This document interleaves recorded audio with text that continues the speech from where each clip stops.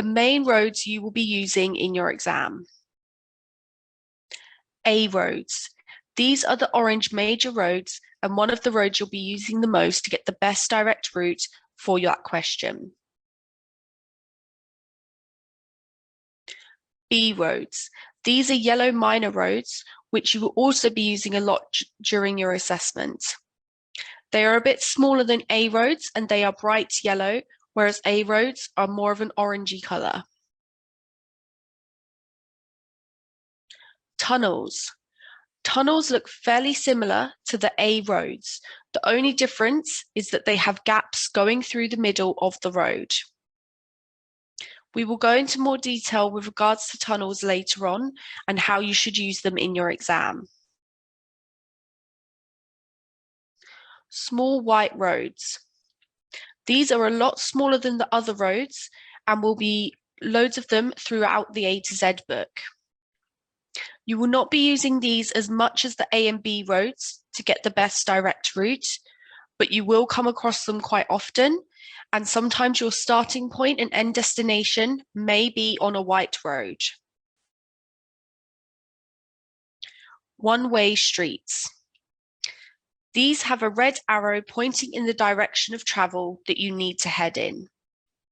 So for example, if we was driving up here, we would not be able to take a left-hand turn into either of these roads because the red arrow is pointing in the right direction. It is always best to double-check large-scale maps with regards to one-way roads, just to make sure that you are going in the correct direction of travel on that road.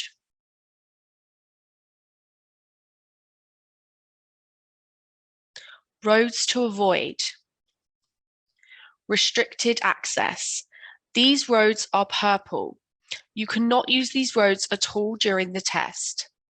These roads usually have a restricted time and day, and sometimes only buses can use.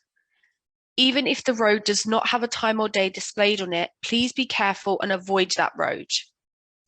Even if you know in real life that the restricted access road is no longer there, or the times and days are different, please do not use that road as it could make you lose marks in the exam. Pedestrianised roads. This may be very obvious, but these pink roads are only for pedestrians. So therefore, no cars will be allowed down these roads.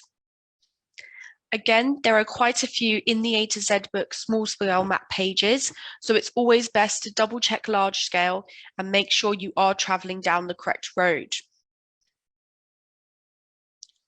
Road under construction and proposed roads. These roads are very similar looking to tunnels, so please be careful not to get confused between the two. The only difference between these two roads is it is a slightly different yellow colour and there are no gaps in the middle.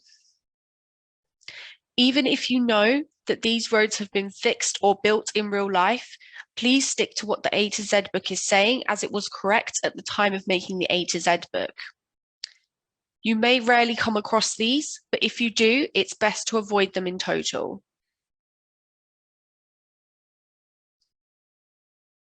We will now go through an example of restricted access and pedestrianised roads.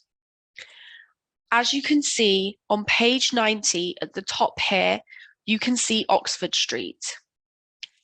Oxford Street is purple.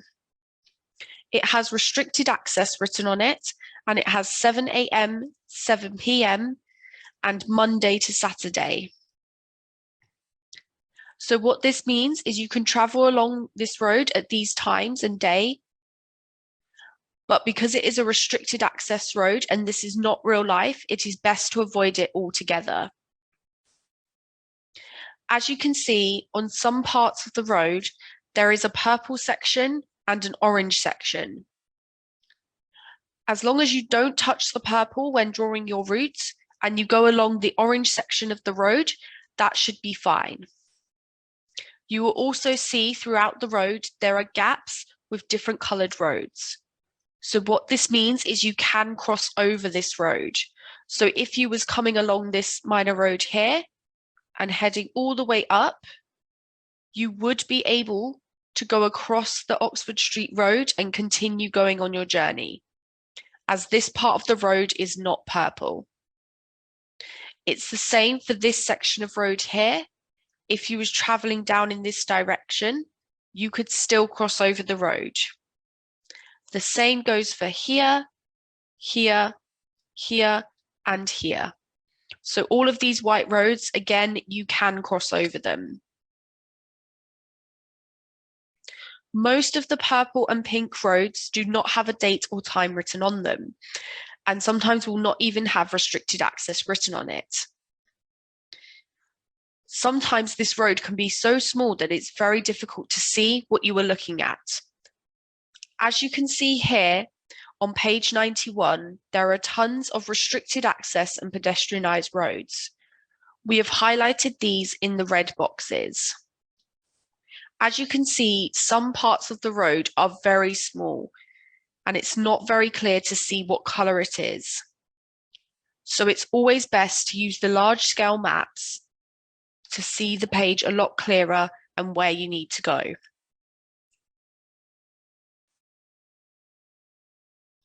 So if we was to try and find the large scale maps for this section, how would you go about it?